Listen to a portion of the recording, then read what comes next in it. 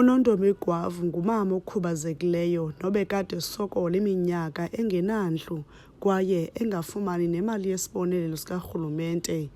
Emva kokuba sapapasha imeko kaGwavu kulo nyaka uphelileyo, lo mama uneminyaka engama-61 uza kufumana indlu ethi yena esemgangathweni.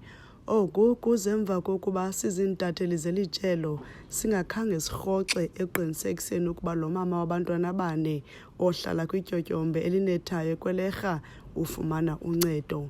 Emva kweenyanga sifuna uncedo kwisebe lokuhlaliswa koluntu. Eli sebe lide lazincama layokuhlola isimo selikhaya kule veki.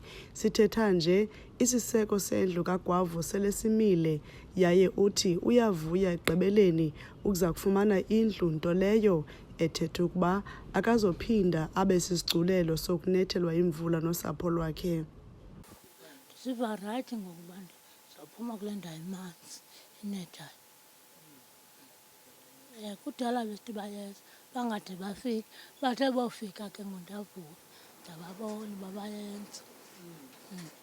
Xa kunethayo ndiqonde ndinexhala ngoba kaloku ndimanzi, ndihlala emanzini. Ngoku andintoba naxhala nxa sendihlala phandle, ndizobajonga phaa phandle ndiyibukele phandle. Ukanti uceba wakule ndawo uthi isebe lokuhlaliswa koluntu lithembisa ukunceda zonke iintsapho ezihlala kwizindlu ezingekho mgangathweni kule lali. Apha ewadini ikhona eminye imizi efana neli khaya apho abantu bahlala kwishelter ezikwisimo esikumila kunjena. As a result, i-department yasithathela abantu abayi-20 bazawuqhubeka ukwakhelwa nabo kule project. Kangubana namhlanje besine-meeting negosa elisuka kwa-Human Settlement lifuna more imizi. Si-identifyile ke loo mizi neenkokheli zokuhlala nee-ward committees. Kuza kwenziwa into ye-applications for loo mizi.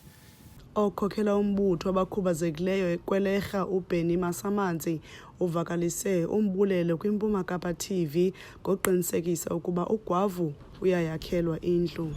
Umama lo njengoba yayikhubazekile ihamba nge-wheelchair ebengokho ize kwenza ezinye izinto, but ngoku ndithe nofika nina ne-gift of the givers nize ne-wheelchair watshintsha ubomi bawo. And nini ababangela into yoba umama akwazi into badibane nosasa enzelwe i-disability grant ivezwe nini kwaloo nto.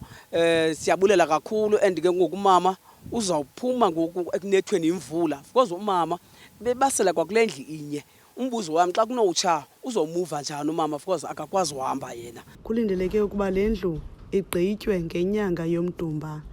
Kwiindaba ze-MPK ndingulumka Bekindawo eMonti.